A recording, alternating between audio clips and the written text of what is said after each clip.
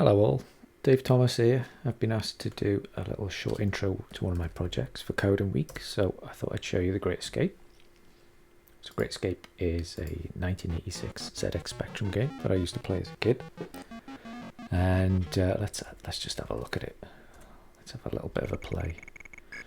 So your guy's on automatic control and off he goes for a wander around. I'm not pressing any keys at the moment. But he's been imprisoned in this Nazi prisoner of war camp, and our job is to escape. And we do that by biding our time, collecting items and using those items to make good our escape. So we might take something like the wire snips, guard's uniform, a compass, things like that, and then we'll combine those items in different orders and collect them at different times to avoid the guards and the commandant who patrol the camp, and to escape from the camp.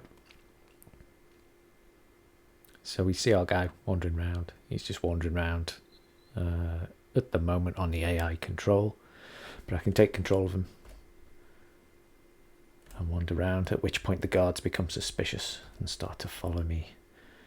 But I can sneak off. I'll go into this room here, which is a room which has a Red Cross parcel in it. I can pick that up and open it, see what we've got inside. Different days you get different things.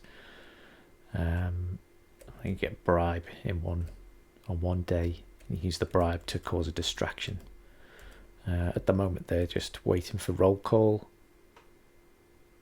When roll call's in effect, you can sneak off and find things.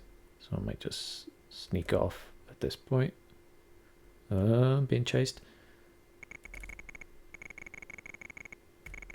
What's in here? I need a key to get through there. So I'll go here and get the key.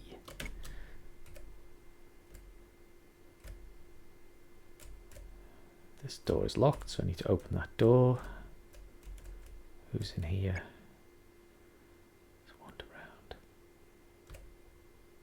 Okay, I can pick up a guard's uniform, I know, in this room. And I can disguise myself as guard. I can go wandering around. Oh, I might want the torch.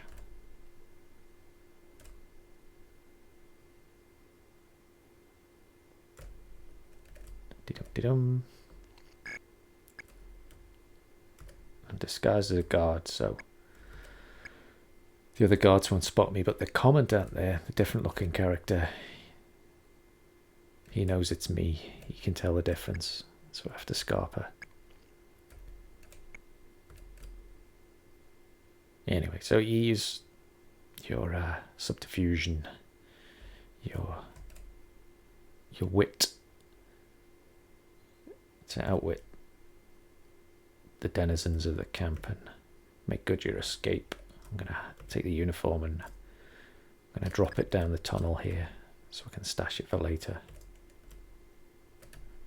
So it's a great game. It's well ahead of its time. Obviously it's 3D isometric, and it's got a real sense of tension to it. I just think it's just a game that will remain a classic for all time, just because of the way in which it's built. And the thing is, in practice, it's only 22k of code running on a Spectrum, on a 48k Spectrum. So I thought it's a brilliant game, but how does it work? The thing is, the source code to these games, even if it had survived over time, it isn't really documented anywhere.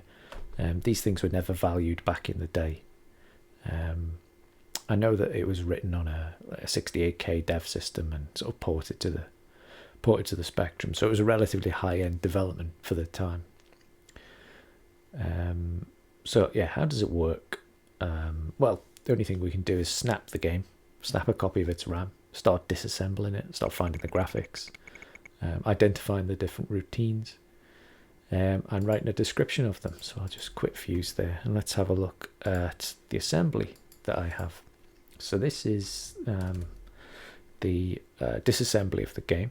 This is produced by a control file that I've written. The control file gets converted into this assembly ASM file. So let's just have a look at the main loop of the game. Here's the main loop. This is a sequence of calls to subroutines which drive the main logic of the game. You can see that we check for things like, is the player in the permitted area?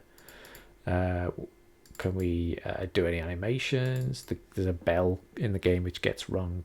There's messages which pop up in the game. They're driven by this message display. Sprites plotted, the game window's plotted. We deal with things like the things happen day at night time. Different events happen. All these things are driven every loop through the game. And so the main loop there is the guts of it, and everything else is called downwind of it. So this took a long time, 5 years in fact. However, the whole time it wasn't just disassembling the game, it was trying to prove that the disassembly was correct at the same time.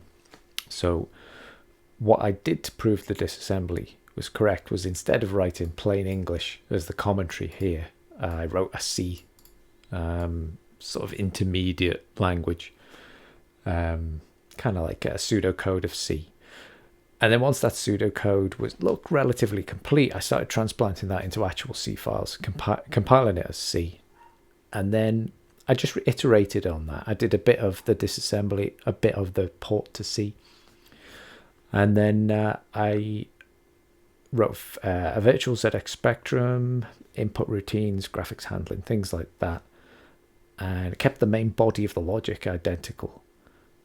But then I eventually had enough code to bring it up as this, which I call the Great Escape in C. So I'll just fire a copy of this. So this is, it's identical. It's identical to the original game.